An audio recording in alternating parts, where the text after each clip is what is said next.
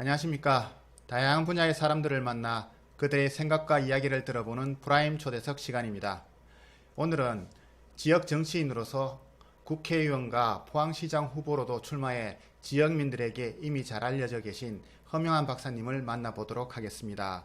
허명한 박사님 안녕하십니까? 안녕하세요. 예. 박사님 오랜만에 뵙겠습니다. 예, 오랜만입니다. 가끔 지역 행사장에서 얼굴을 뵙기는 했는데 요즘 어떻게 지내시는지 근황 좀 소개해 주시죠. 예, 요즘 대신동에서 어머니를 모시고 네. 이제 항구동 사무실에서 이제 뭐 여러 가지 여러분들 만나든지 예. 그러면서 서울에 볼 일 있으면 또 다녀오기도 하고 예. 그렇게 지내고 있습니다. 예.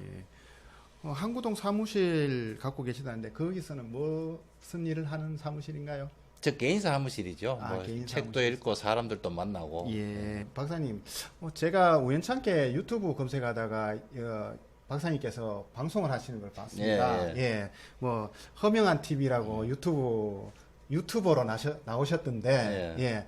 어떻게 된 일인지 좀 이야기 좀 해주시죠.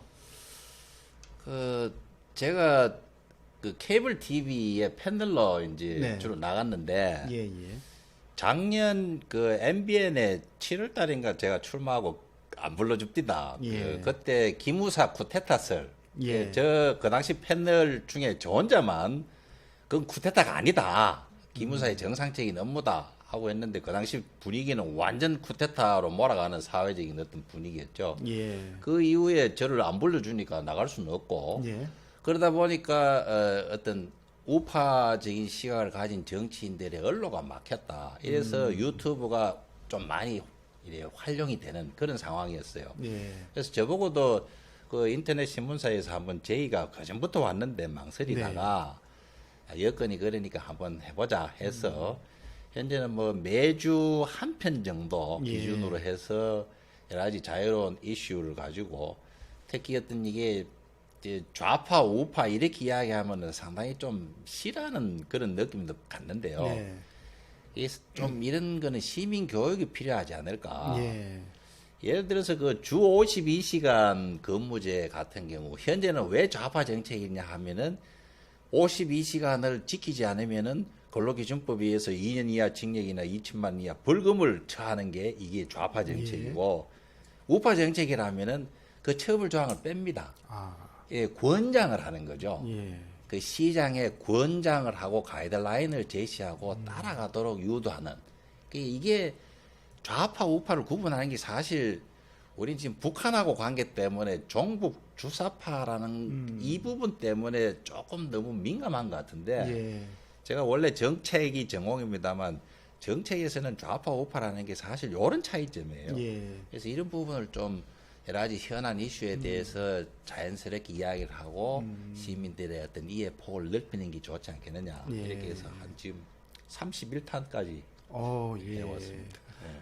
뭐 구독자도 상당하겠습니다. 예. 지금 한 2만 5천 명이 넘어가는 것 같아요. 아, 파워 유튜버가 되시겠습니다. 예. 예. 그럼 우파를 주로 대변하시고 계시는, 그렇죠. 이게 저는 아무래도 시장 경제, 예. 자유주의 이런 어떤 정치 철학이니까 예. 그러다 보면은 논리가 약한 작은 정부. 예. 쉽게 이야기하면 공무원이 끝발이 세다 하는 거는 좀 저는 반대하는 입장이니까 예. 우파 쪽이라고 봐야 예. 되겠죠. 그러고 보니까 이제 우리 박사님께서 그 전에 뉴라이트 운동도 함께 하시는 걸로 알고 있습니다. 네, 네. 예.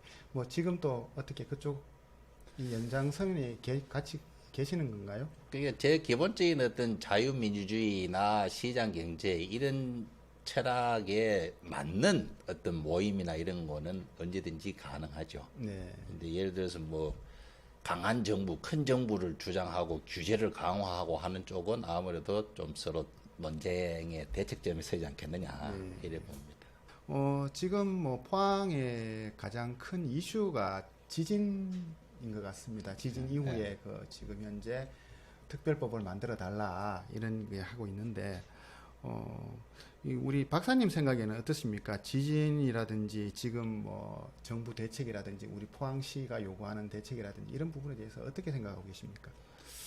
이 상당히 좀 안타깝게 보고 있어요. 네. 뭐가 이래 여러 사람들이 손발이 맞아가 풀리는 방향으로 가야 되는데 네. 자꾸 서로 스텝이 꼬이는 그런 느낌을 갖는데요. 예. 사실 그 특별법은 제가 작년에도 칼럼으로 쓰는 등 좀 예. 미리 해야 된다라고 주장을 했는데 그 별로 이래 수용이 잘 안 되더만요. 예. 그러다가 금년에 이제 이 지진이 촉발 지진이다라고 예. 예. 이제 발표가 난 다음부터 특별법에 대해서 좀 이제 어떤 여론의 흐름을 받는 것 같은데 이 법을 만드는 과정에서 또 지역 정치권 또 중앙 정치권 간에 서로 어떤 의견이 맞지 않아서 이렇게 표류하고 있다. 네. 저는 그래 보고 있습니다. 예. 그럼 뭐 우리 박사님 보시기에는 이 해결 방안이라 해야 될까요? 어떤 솔루션 문제에서는 어떻게 접근하는 게 좋을 것 같습니까? 지금 이 포항 지진에 대해서는 제가 보기에는 여당이든 야당이든 다 책임이 있어요. 네.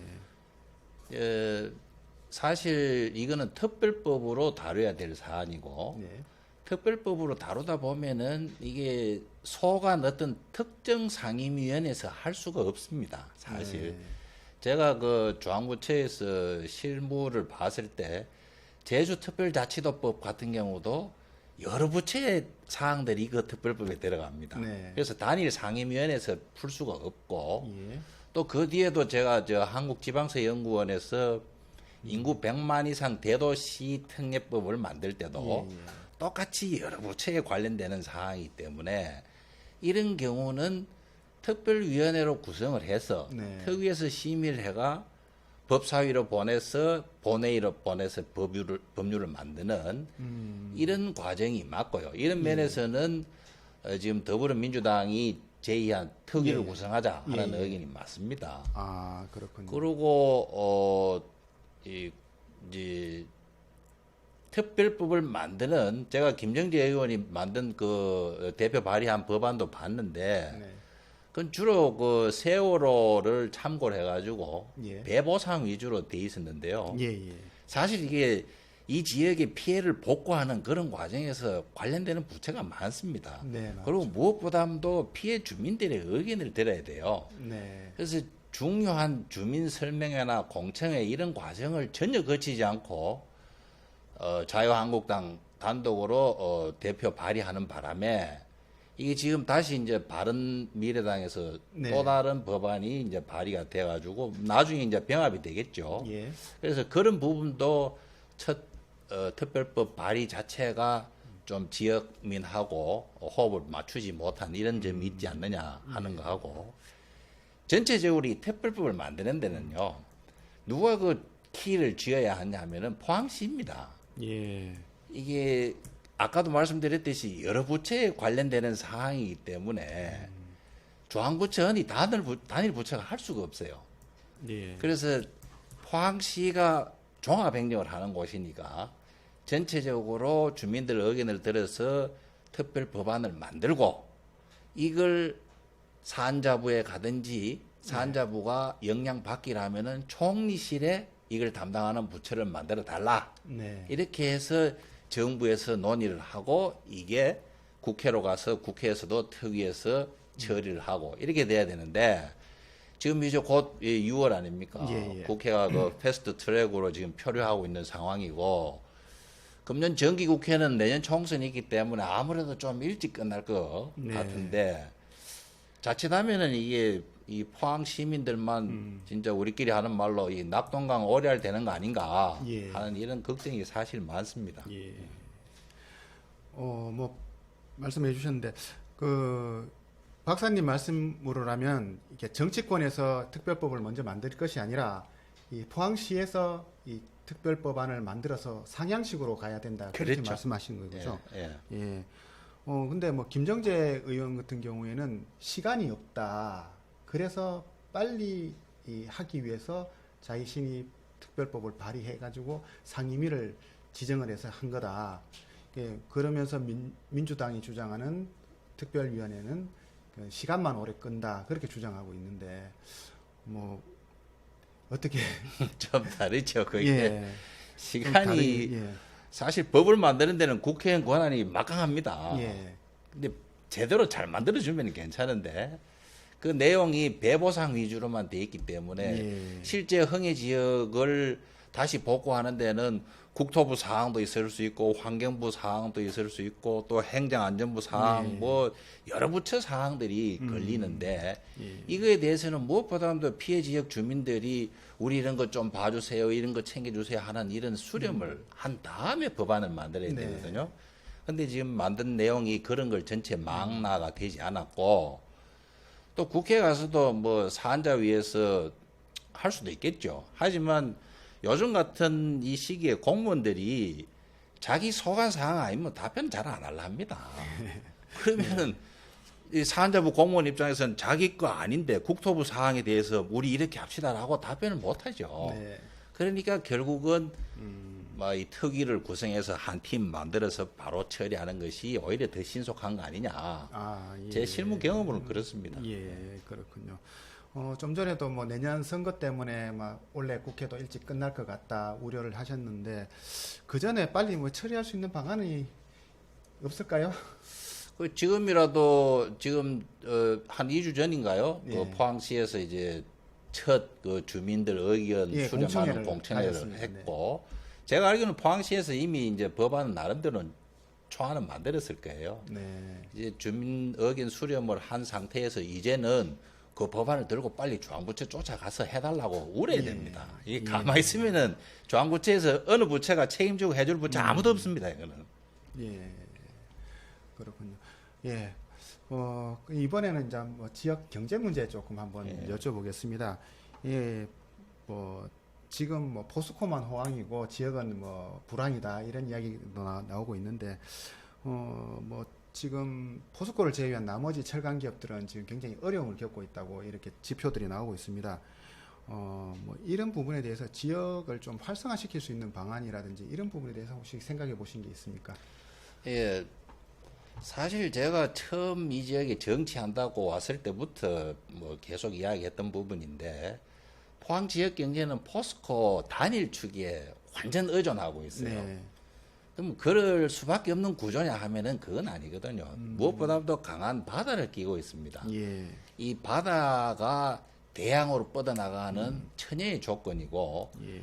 배후로는 경산이나 대구, 구미를 전체적으로 봤을 때 배후 단지로 본다면은 포항이야말로 새로운 어떤 물류 산업, 물류 제조업으로 엄청나게 발전할 수 있는 여건이 돼 있는데 예.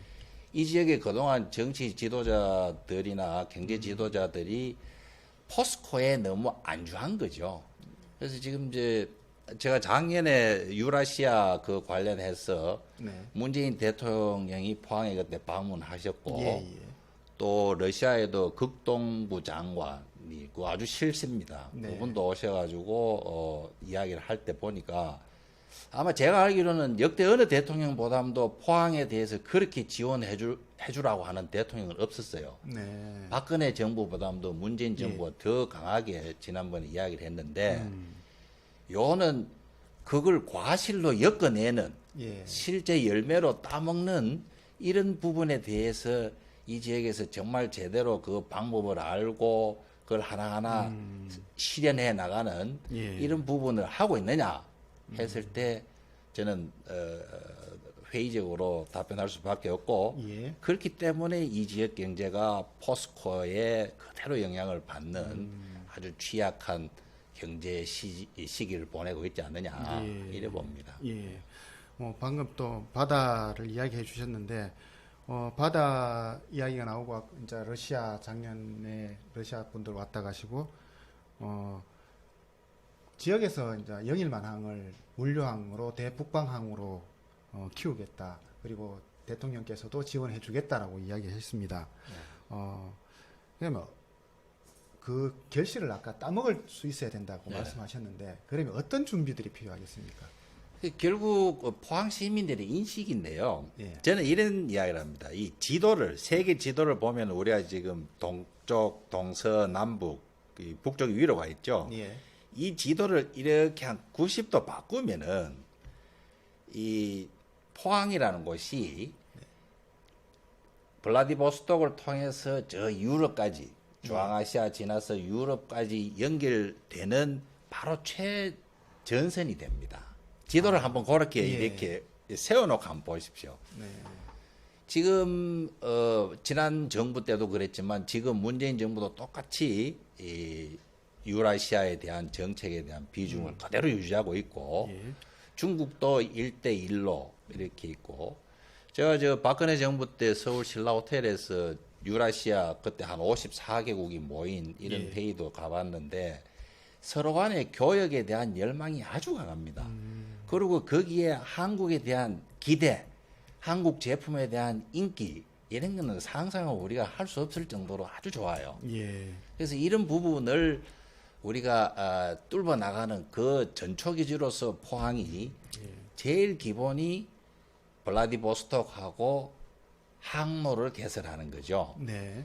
지금 그 부분은 저는 문재인 정부하고 조금 의견이 다른데 북한을 통하는 철도는 안 됩니다.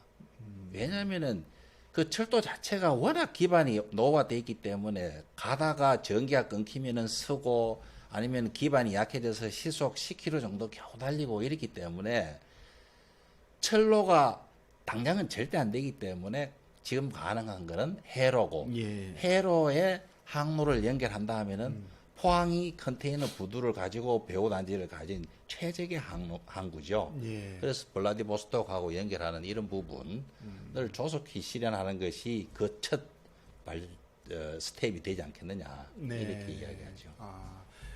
철도는 많은 시간이 필요하기 때문에 우선은 해로를 중심으로 먼저 개척해 나가야 된다. 예. 예.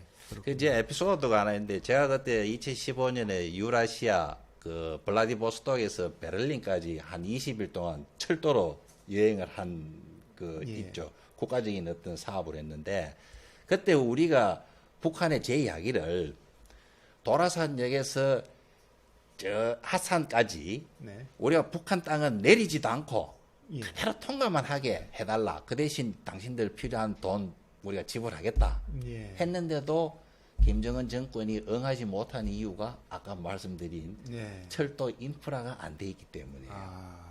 그렇군요. 그걸 정확하게 좀 북한의 상황을 인식을 해야 우리가 바른 정책 방향을 잡는 거 아니냐 예. 하는 거죠. 네. 그래 포항이 앞으로 이제 또 뭐 새로운 도약을 위해서 이 바다 말고도 또 새로운 어떤 준비가 또 필요한 게 있겠습니까? 아무래도 해양 예. 물류, 해양 스포츠 그리고 포항이 이 산도 좋고요. 네. 그다음 여기 저 포항공대라는 이게 대단한 자원. 네. 그리고 제4세대 방사능 가속기 저거는 전 세계에서 세 개밖에 없습니다. 네. 그 중에 하나가 이 대한민국의 포항에 있는 거죠. 예. 저걸 기본 인프라로 해서 이 지역의 산업을 엄청나게 발전시킬 수 있는 여건입니다. 네. 좀 안타깝죠. 예. 4세대 가속기를 활용할 수 있는 산업 그렇죠. 구조를 만들어 나가야 예, 된다. 예, 예, 알겠습니다. 요번에 뭐 좀 우리 허미환 박사님 개인적인 그에 대해서 좀 질문을 좀 해보고 싶습니다. 뭐 그동안 뭐 지역에서 정치 활동도 많이 하셨고 또 뭐 시장 후보라든지 국회의원 후보로도 많이 나오셨는데 당장 내년이 총선입니다. 뭐 출마 계획이 있으신지? 예. 뭐 저도 이제 벌써 이 지역에서 정치한다고 한 게 한 12년 이렇게 예. 돼 가는데 뭐 여러 가지 이제 과정도 많이 겪었죠. 예. 지난번에 이제 당협위원장을 맡으면서 직접 또 총선에도 뛰고 이러면서 느낀 게 결국은 당의 방침, 당의 결정에 따라야 되지 않겠느냐. 네. 그래서 내년 총선에서도 우리 자유한국당이 저를 필요로 하고 예. 뭐 이렇다면은 거기 어떤 결정을 내려준다면은 저는 당연히 응해야 되지 않겠느냐 하는 예. 이런 입장입니다. 예. 뭐 출마를 하시겠다는 발표는 맞으신 것 같은데 어디라고는 밝히지는 못하시는 게 당의 결정에 예, 그렇죠. 따르겠다. 예. 나간다, 만다, 뭐 예. 어디다 하는 거는 정당 선당 후사 이런 입장에서 예. 당의 결정을 존중해야 되겠다는 입장이죠. 예. 뭐 이것 뭐 조금 죄송한 질문일지 모르겠는데 그 방금 답변에 보면 지난번에 이 용인으로 가셔서 이 당협 위원장까지 맡아가지고 출마를 하셨던 그런 부분이 있는데 그때도 그럼 같은 맥락에서 그쪽으로 가신 겁니까? 그렇죠. 뭐 사실 그 당시 한 3주도 남겨놓지 않고 저보고 용인으로 가라는 이야기를 처음 당으로부터 들었을 때 얼마나 황당했겠습니까, 사실. 예. 동서남북도 모르는 곳에 불과 3주 나가놓고 가라는 게 말이 되느냐 하고 항의도 많이 했습니다만 뭐 전체적으로 봐서는 그 당시 새누리당이 왜 그렇게 어떤 피폐한 과정을 밟아야 됐는지 그에 대한 어떤 저도 하나의 어떤 사례가 되는 이런 거였는데요. 그때도 결국은